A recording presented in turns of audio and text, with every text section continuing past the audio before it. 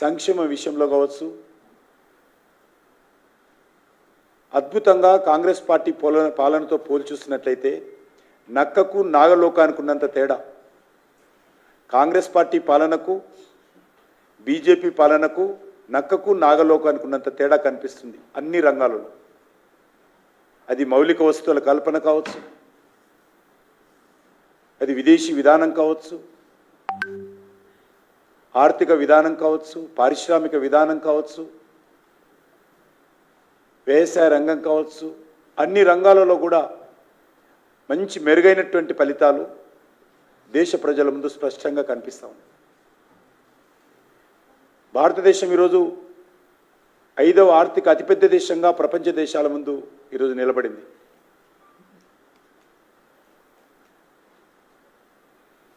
ఒక అవినీతి ఆరోపణ లేకుండా గత 9 సంవత్సరాలుగా మోడీ గారు ప్రభుత్వం పనిచేస్తూ ఉంటే కాంగ్రెస్ పార్టీ అనేక రకాలుగా తప్పుడు ఆరోపణలు చేసి అవినీతి అంటగట్టే ప్రయత్నం చేసినప్పటికీ కూడా దేశ ప్రజలు నమ్మలేదనే విషయం చాలా స్పష్టమైంది. అందుకే ఈరోజు మోడీ గారిని ఏ ప్రతిపక్ష పార్టీ కూడా, ఏ వ్యవస్థ కూడా, ఏ సంస్థ కూడా, ఏ వ్యక్తి కూడా నరేంద్ర మోడీ గారిని అవినీతికి సంబంధించినటువంటి ఆరోపణలు చేసే ధైర్యం చేయడం లేదు. ఆ రకంగా ఒక నీతివంతమైనటువంటి పాలన, ట్రాన్స్పరెన్సీతో, పారదర్శితో కూడినటువంటి పరిపాలన మోడీ గారు గత 9.5 సంవత్సరాలుగా చేస్తున్న విషయాన్ని మనం చేస్తూ ఉన్నాం. ఏ రంగంలో కూడా మోదీ పాలనను తప్పుపట్టే అవకాశం ఈరోజు కాంగ్రెస్ పార్టీ కానీ విపక్షాలకు కానీ లేకుండా పోయింది. దీంతో కాంగ్రెస్ పార్టీ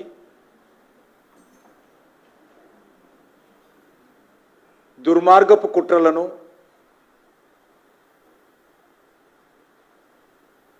విష ప్రచారాలను, తప్పుడు ప్రచారాలను, అబద్ధాలను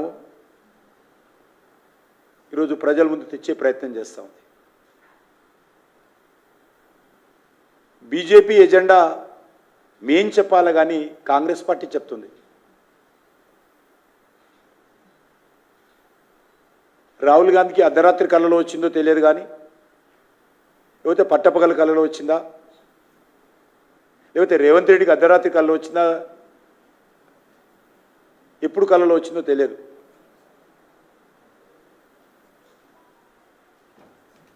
అబద్ధపు పునాదుల మీదనే కాంగ్రెస్ పార్టీ బీజేపీపై గోబుల్స్ మించి తప్పుడు ప్రచారం మొదలుపెట్టింది. ఏదో రిజర్వేషన్స్ మేము తొలగిస్తామని, రిజర్వేషన్స్ రద్దు చేస్తామని,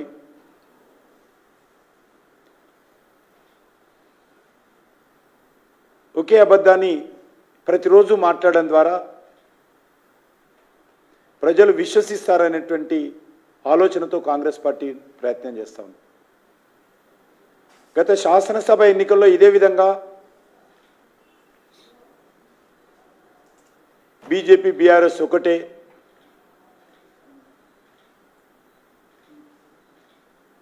ప్రతి ఉపన్యాసంలో రాహుల్ గాంధీ, సోనియా గాంధీ, రేవంత్ రెడ్డిలు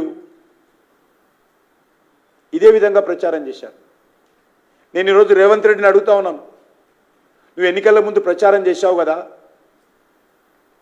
మరి బీజేపీ, బీఆర్ఎస్ అని ఒకటే అన్నావు కదా, ఒక్క ఉదాహరణ చూపించి రేవంత్ రెడ్డి, ఒక్క సాక్ష్యం చూపించు, ఒక సంఘటన చూపించు.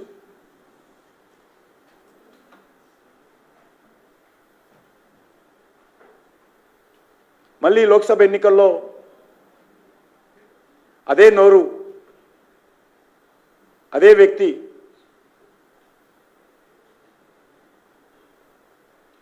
కొత్త మాటలు మాట్లాడుతున్నారు.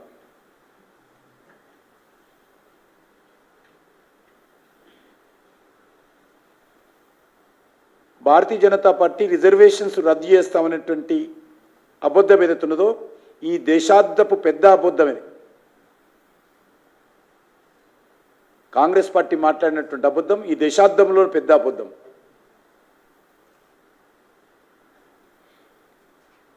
అసలు కాంగ్రెస్ పార్టీయే ఈ తెలంగాణలో బీసీ రిజర్వేషన్ నీరుగార్చింది. అంబేద్కర్ ఆశయాలకు విరుద్ధంగా రాష్ట్ర ఉన్నత న్యాయస్థానం తీర్పుకు విరుద్ధంగా మతపరమైన రిజర్వేషన్స్ అమలు చేస్తూ బీసీలకు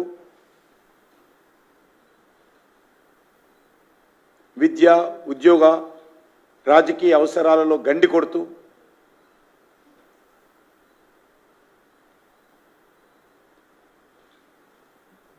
ఈరోజు భారతీయ జనతా పార్టీని విమర్శించేటువంటి నైతిక హక్కు కాంగ్రెస్ పార్టీకి లేదు. ఈ దేశంలో అత్యున్నత నుండి పదవుల నుంచి మొదలు పెడితే నిన్న మొన్న ఎమ్మెల్యే పోస్టుల వరకు కూడా, ఎమ్మెల్యే అభ్యర్థుల వరకు కూడా భారతీయ జనతా పార్టీ అన్ని రకాలుగా ముందున్నది. బీజేపీ ఒకసారి రాష్ట్రపతి చేయడానికి అవకాశం వస్తే ఎస్సీను అయినటువంటి ఎస్సీ సామాజిక వర్గానికి చెందినటువంటి రామ్నాథ్ కోవింద్ గారిని మేము మొదటిసారి రాష్ట్రపతి చేశాం. రెండోసారి అవకాశం వస్తే ఒక గిరిజన సామాజిక వర్గానికి, ఒక ఆదివాసీ సామాజిక వర్గానికి చెందినటువంటి ఒక మహిళను శ్రీమతి ద్రౌపది ముర్ము గారిని రాష్ట్రపతి చేసింది భారతీయ జనతా పార్టీ. దాన్ని కూడా ఒక గిరిజన మహిళను, ఆదివాసీ బిడ్డను రాష్ట్రపతికి మేము ప్రతిపాదిస్తే దానిని కూడా అడ్డుకోవడం కోసం అనేక కుట్రలు పన్నింది. రాష్ట్రపతి అభ్యర్థి గెలవబోతుందనేటువంటి ఇంగిత జ్ఞానం లేకుండా, ఒక మహిళ అని ఇంగిత జ్ఞానం లేకుండా, ఒక గిరిజన బిడ్డ అని ఇంగిత జ్ఞానం లేకుండా కాంగ్రెస్ పార్టీ నాయకులు అనేక రకాలుగా ఆదివాసీ మహిళలకు వ్యతిరేకంగా మాట్లాడినటువంటి చరిత్ర కాంగ్రెస్ పార్టీది.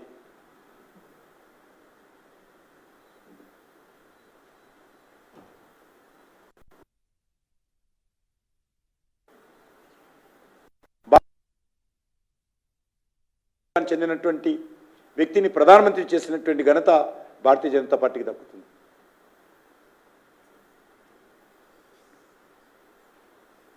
అందుకే ఈరోజు నరేంద్ర మోడీ గారు మూడోసారి ప్రధానమంత్రిగా కాబోతున్నటువంటి సమయంలో రాహుల్ గాంధీ ఆశలు అడియాసలై నిరాశ నిస్పృహలతో కాంగ్రెస్ పార్టీ కాళ్ళ కింద భూమి కదులుతుంటే నరేంద్ర మోడీ గారి నాయకత్వంలో భారతీయ జనతా పార్టీ అద్భుతమైనటువంటి మెజార్టీ సాధించేటువంటి పరిస్థితులు కనిపిస్తూ ఉంటే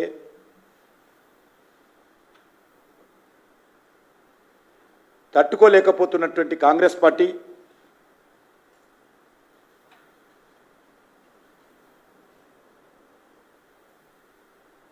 అనేక కల్పితాలు సృష్టించి కల్లబొల్లి మాటలు చెప్తా ఉన్నారు ఈరోజు కాంగ్రెస్ నాయకులు.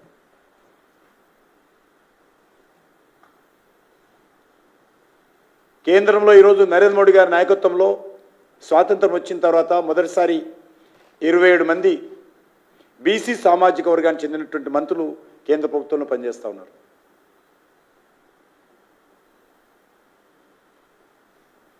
బీసీ కమిషన్కు రాజ్యాంగబద్ధమైనటువంటి అధికారాలు కల్పించి చట్టబద్ధతతో నరేంద్ర మోడీ గారి ప్రభుత్వము అన్ని రకాలుగా బీసీలకు గౌరవం పెంచేటువంటి ప్రయత్నం చేయడం జరిగింది. కేంద్ర మంత్రివర్గంలో ఎస్సీ సామాజిక వర్గానికి చెందినటువంటి 12 మంది మంత్రులు ఈరోజు పనిచేస్తూ ఉన్నారు. స్వాతంత్రం వచ్చిన తర్వాత మొదటిసారి 8 మంది ఎస్టీ సామాజిక వర్గానికి చెందినటువంటి, గిరిజన సామాజిక వర్గానికి చెందినటువంటి మంత్రులు ఈరోజు కేంద్ర ప్రభుత్వంలో పనిచేస్తూ ఉన్నారు. ఆ లెక్కన బీజేపీకే ఈరోజు దేశంలో అత్యధికమైనటువంటి బీసీ ఎమ్మెల్యేలు, ఎస్సీ ఎస్టీ ఎమ్మెల్యేలు, ఎంపీలు బీజేపీ దగ్గర ఉన్నారు.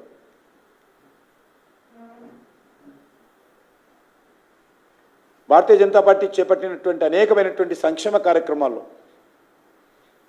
అది 80 కోట్లకు పైగా అందిస్తున్నటువంటి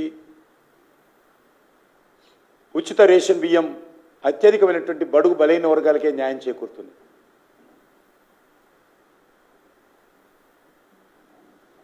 విశ్వకర్మ యోజన కావచ్చు, విశ్వకర్మ యోజన కింద మొత్తం బీసీ సామాజిక వర్గాలకే వెన్నుదన్నుగా, ఎస్సీ సామాజిక వర్గానికి వెన్నుదన్నుగా ఆ పథకం అమలు చేయడానికి కృషి చేస్తూ ఉన్నాం. ముద్ర కావచ్చు, స్వనిధి యోజన కావచ్చు, స్టాండప్ ఇండియా కావచ్చు, స్టార్టప్ ఇండియా కావచ్చు, అవన్నీ కూడా బడుగు బలైన వర్గాల పిల్లలకే, యువతకే ఈరోజు నరేంద్ర మోడీ గారి ప్రభుత్వం పెద్దపీట వేస్తూ ఉంది. మేము నిర్మాణం చేసినటువంటి 13 కోట్ల టాయిలెట్స్ 100కు 100% పేద ప్రజలకు, ఎస్సీ ఎస్టీ బీసీ సామాజిక వర్గాలకే అందిన విషయాన్ని, ఆ వర్గాలలో ఉన్నటువంటి మహిళలకు సంబంధించినటువంటి ఆత్మ గౌరవానికి ప్రతీకలుగా ఈరోజు టాయిలెట్స్ నిర్మాణం చేసిన విషయం ఈ సందర్భంగా మనం చేస్తున్నాం. కానీ కాంగ్రెస్ పార్టీ బట్టకాల్చి మీదేసే ప్రయత్నం చేస్తూ ఉంది. లేని విషయము ఊహించి భ్రమ కల్పించడం, అంతకంటే దుర్మార్గం ఏంటంటే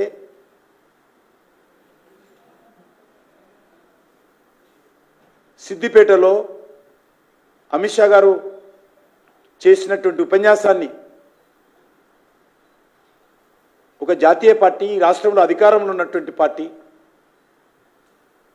లోక్సభలో కాకపోయినా రాజ్యసభలో ప్రధాన ప్రతిపక్షమైనటువంటి పార్టీ, అనేక సంవత్సరాలు దేశాన్ని పరిపాలించినటువంటి పార్టీ,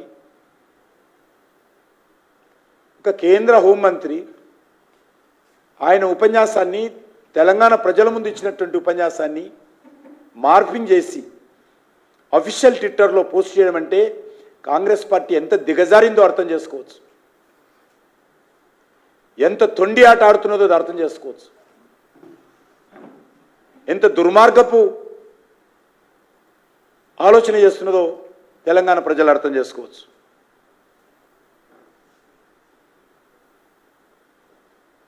మీమ్స్, వీడియోలు క్రియేట్ చేసి తప్పుడు మాటలు,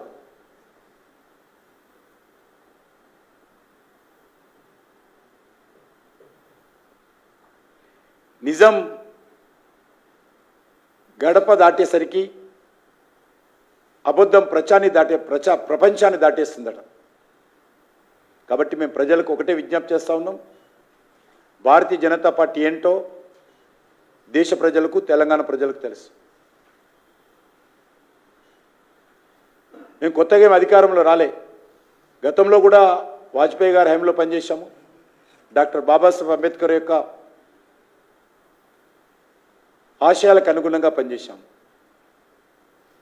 ఇప్పుడు కూడా అంబేద్కర్ గారి ఆశయాల స్ఫూర్తితోటే నరేంద్ర మోడీ గారు ముందుకెళ్తా ఉన్నారు.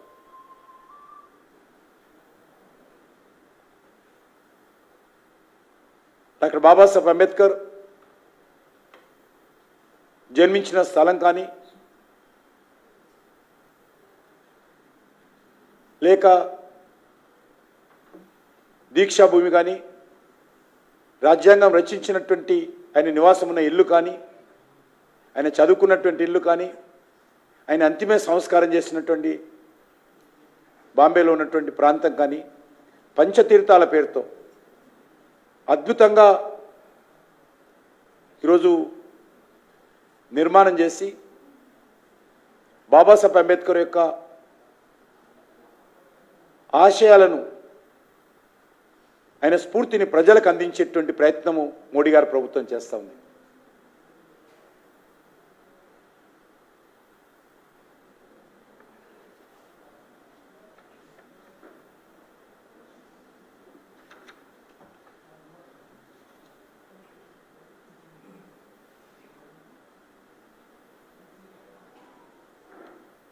అన్ని కులాలకు రిజర్వేషన్ కల్పించడమే కాంగ్రెస్ ఎజెండా అని ముఖ్యమంత్రి అంటూ ఉన్నారు.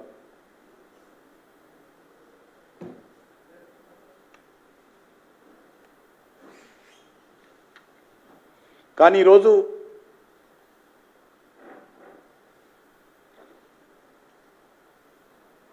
ఈ రాష్ట్రంలో అమలు జరుగుతున్నటువంటి బీసీ రిజర్వేషన్లు బీసీలకు న్యాయం జరగడం లేదనే విషయం ఈ సందర్భంగా మనం చేస్తున్నాం. తెలంగాణలో బీసీ రిజర్వేషన్స్ సరిగ్గా బీసీ వర్గాలకే చెందాలంటే అదొక భారతీయ జనతా పార్టీ మాత్రమే బీసీలకు న్యాయం చేయగలుగుతుంది.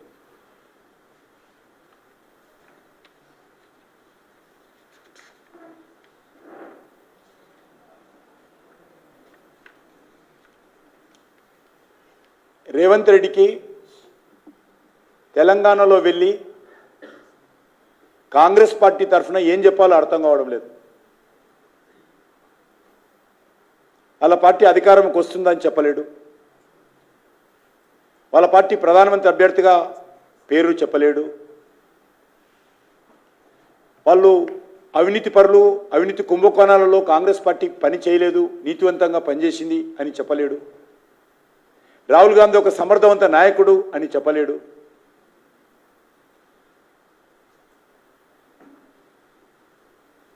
సోనియా గాంధీ ఇటలీలో పుట్టింది అబద్ధము, భారత్లో పుట్టింది అని చెప్పలేడు.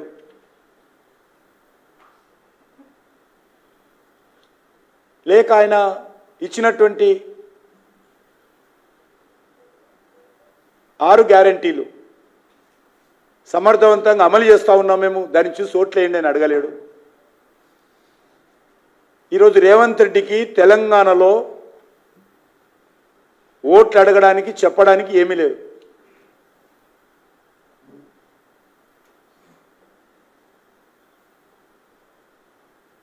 ఈరోజు మనవి చేస్తా ఉన్నాను తెలంగాణ సమాజాన్ని,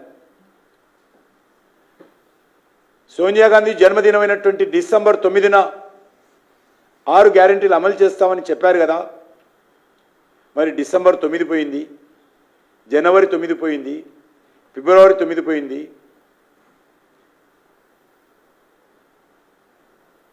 మార్చి 9 పోయింది, ఏప్రిల్ 9 పోయింది. ఏమైనా మీ గ్యారెంటీలను అడుగుతా ఉన్నాను. అబద్ధాలు చెప్పడమే కాంగ్రెస్ గ్యారెంటీ, అబద్ధాలే కాంగ్రెస్ గ్యారెంటీ.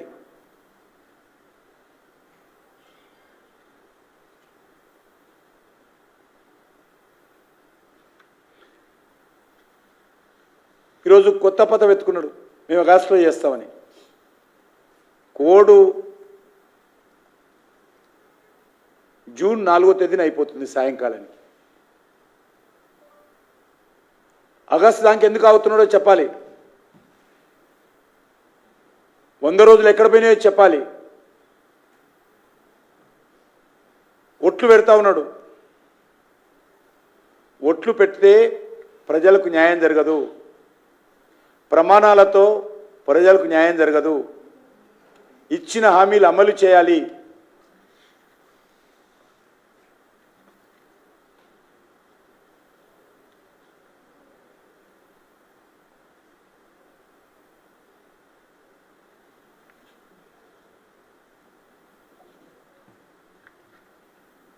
ఈరోజు మనం చేస్తా ఉన్నాను,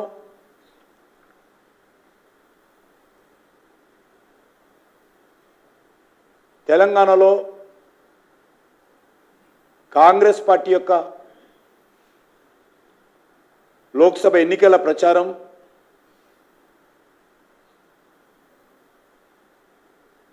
ఎక్కడ కూడా స్పందన లేదు.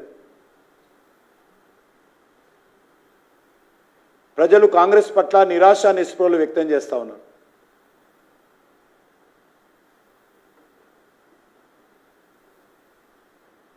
తొందరపాటి ఓటేశామా కాంగ్రెస్ పార్టీకి అనేటువంటి ఆలోచన వ్యక్తం చేస్తూ ఉన్నారు.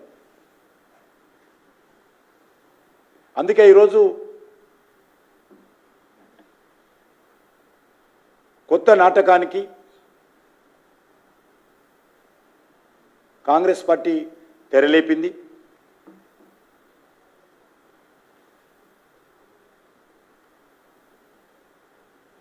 అబద్ధాలు ఆడడము, రాజ్యాంగాన్ని అపహాస్యం చేయడము, అవినీతికి పాల్పడము, కుటుంబ పాలన రుద్దడము కాంగ్రెస్ పార్టీకి వెన్నతో పెట్టిన విద్య. పచ్చ కామెర్లు వచ్చినోనికి లోకమంతా పచ్చనే కనిపిస్తుందట. ఇటలీ కాంగ్రెస్కు కూడా అంతా అలాగనే కనిపిస్తున్నది. భారతీయ జనతా పార్టీ ఒక సిద్ధాంతం కలిగినటువంటి పార్టీ, ఈ దేశం కోసం పనిచేసేటువంటి పార్టీ, దేశ అభ్యున్నతి కోసం పనిచేసేటువంటి పార్టీ. మేము ఒక కుటుంబానికో ఒక వ్యక్తులకో పనిచేసే పార్టీ కాదు. మేము చేసేదే చెప్తాము, చెప్పేదే చేస్తాము. అది తెలంగాణ ప్రజలకు తెలుసు, దేశ ప్రజలకు తెలుసు. గత 9 సంవత్సరాలుగా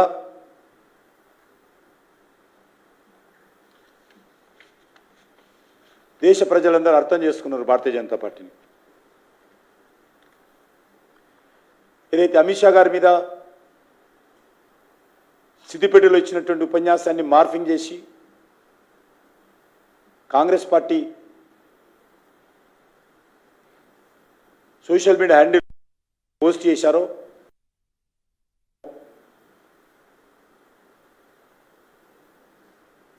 పోలీస్ స్టేషన్లో కేసు నమోదు చేశాము. ఎలక్షన్ కమిషన్కు ఫిర్యాదు చేశాము.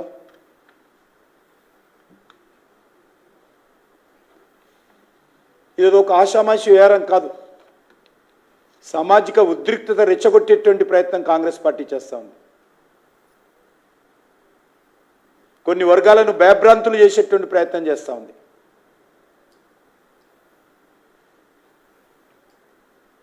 పార్టీ యొక్క ఆత్మస్థైర్యాన్ని దెబ్బతీసేటువంటి ప్రయత్నం చేస్తూ ఉంది.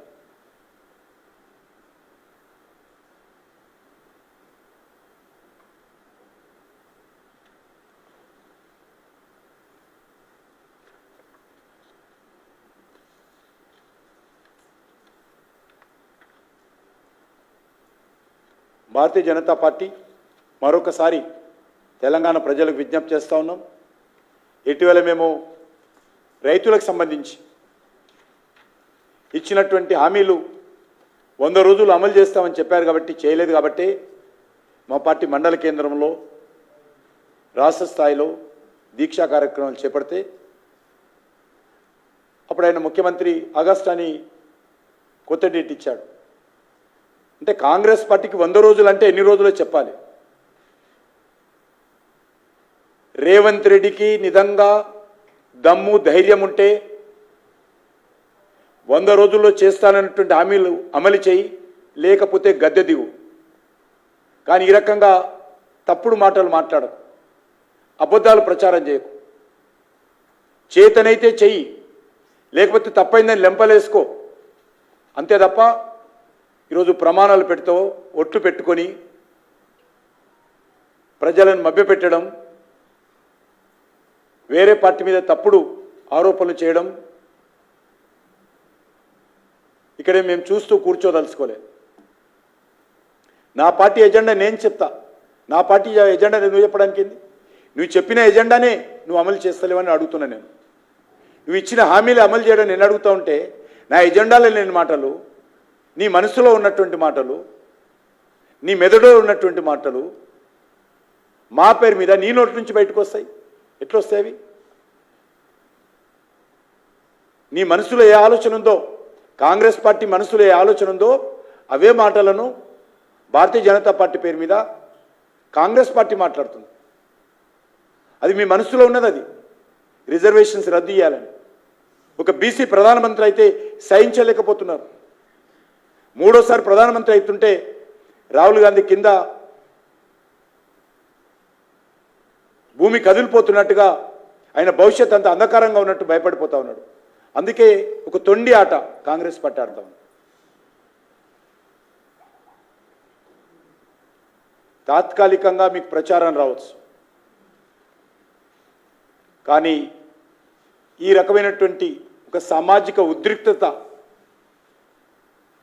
తీసుకొచ్చే ప్రయత్నం చేయడము దేశానికి ఏమాత్రం మేలు జరగదు.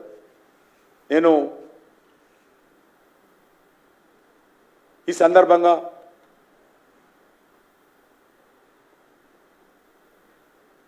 తెలంగాణ ప్రజలకు విజ్ఞప్తి చేస్తా ఉన్నాను.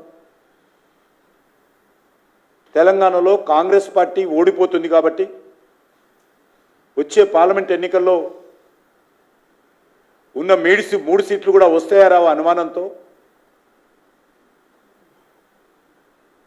తప్పుడు ప్రచారం చేసి గత శాసనసభ ఎన్నికల మాదిరే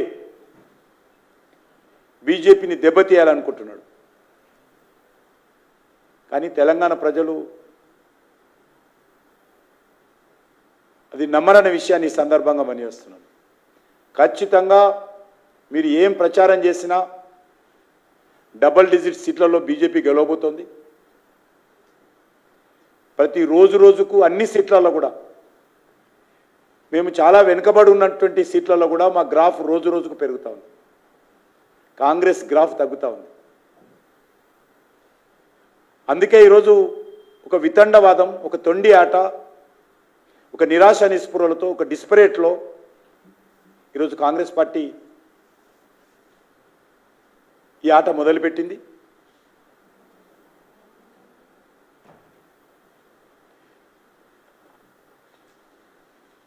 ఖచ్చితంగా రానున్న రోజుల్లో మేము దీన్ని సమర్థవంతంగా ఎదుర్కొంటాం. మా పార్టీ కార్యకర్తలు ఇంటింటికి వెళ్తాం. నరేంద్ర మోడీ గారి నాయకత్వంలో కేంద్ర ప్రభుత్వం సాధించినటువంటి విజయాలను ఇప్పటికే ఒక రౌండ్ పూర్తి అయిపోయింది.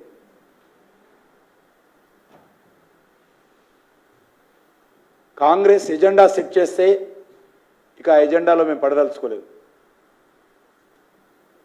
ఇది ఒక సామాజిక సమస్య కాబట్టి బడుగు బలైన వర్గాల పట్ల అవమానం చేసే విధంగా కాంగ్రెస్ పార్టీ వ్యవహరిస్తుంది కాబట్టి వాళ్ళ యొక్క ఆత్మస్థైర్యాన్ని దెబ్బతీసే విధంగా ఒక ముఖ్యమంత్రి స్థాయిలో ఉన్నటువంటి వ్యక్తి మాట్లాడుతున్నాడు కాబట్టి మేము ఈరోజు చెప్తా ఉన్నాం. కాబట్టి మేము కాంగ్రెస్ పార్టీకి జవాబు చెప్పడం లేదు. కాంగ్రెస్ పార్టీ సర్టిఫికెట్ అవసరం లేదు. భారతీయ జనతా పార్టీ ఏంటో, ఎస్సీ ఎస్టీ బీసీల సామాజిక సమస్య పైన భారతీయ జనతా పార్టీ లక్ష్యం ఏంటో మాకు రేవంత్ రెడ్డి సర్టిఫికెటో, రాహుల్ గాంధీ సర్టిఫికెటో, కాంగ్రెస్ పార్టీ సర్టిఫికెటో అవసరం లేదు.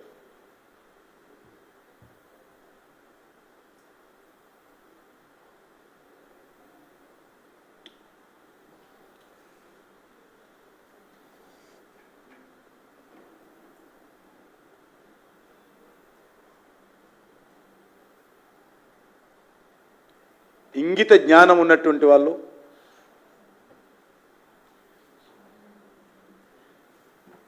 ఎవరు కూడా భారతీయ జనతా పార్టీ పట్ల ఈ రకంగా మాట్లాడారు.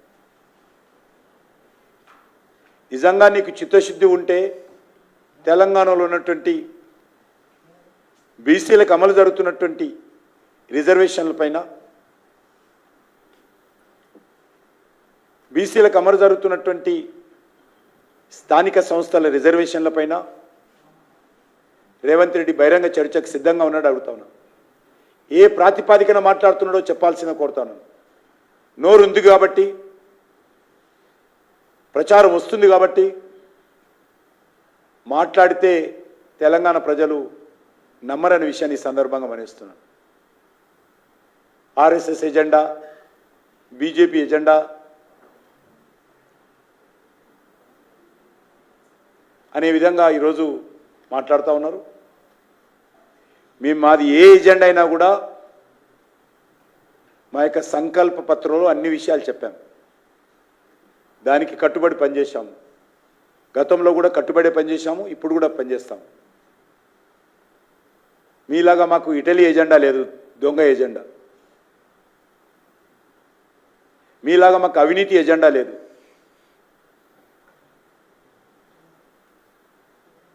మీలాగా రాజ్యాంగాన్ని రద్దు చేసి ఎమర్జెన్సీ ఎక్కడ పెట్టలే, మేము పత్రికా స్వేచ్ఛను ఎక్కడ హరించివేయలే, ప్రజా సంఘాలను నిషేధించలే, ప్రజా సంఘాల నాయకులను జైల్లో పెట్టలే, రాజకీయ పార్టీ నాయకులను ఎక్కడ అరెస్ట్ చేయలే.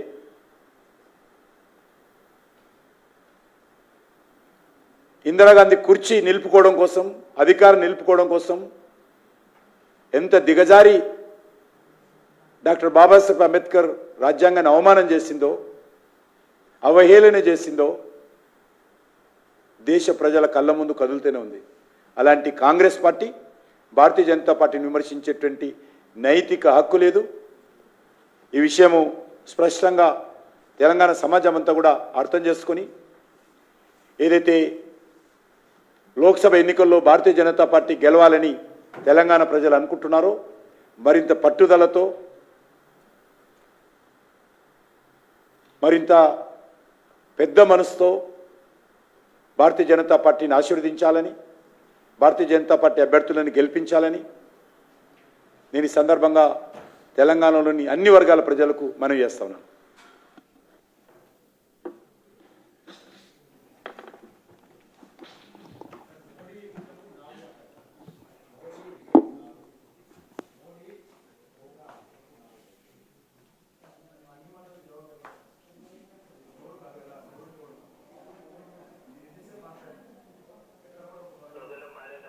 నేను ఇంతసేపు మాట్లాడాను, ఎక్కడ కూడా ఒక పదం మాట్లాడలేదు. కాబట్టి ఆయన మాట్లాడినటువంటి అన్ని మాటలకు ఆయన పేగులు మెడకేసుకుంటాడు, కళ్ళని తీసి అద్దె బాల ఆడుకుంటాడు, చెడ్డీలు నిప్పుతాడు, అన్నీ చేస్తాడు. నేను అట్లా మాట్లాడలేను కదా, ఆయన ఏదైనా మాట్లాడతాడు. ఆయన ఇంకా ఒక ముఖ్యమంత్రి అనుకుంటలేడు. ఒక ముఖ్యమంత్రి అయ్యాను పొరపాటుననే భావన ఆయనకు లేదు.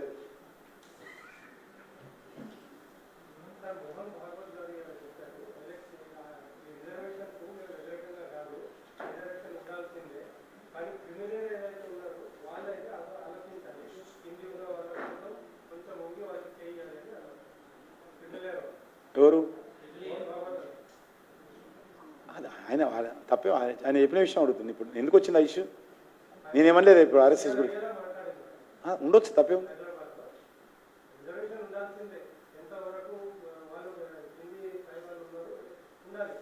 చర్చ జరగాల్సిన అవసరం, ఒక చర్చ జరగాలని కోరుతున్నారు.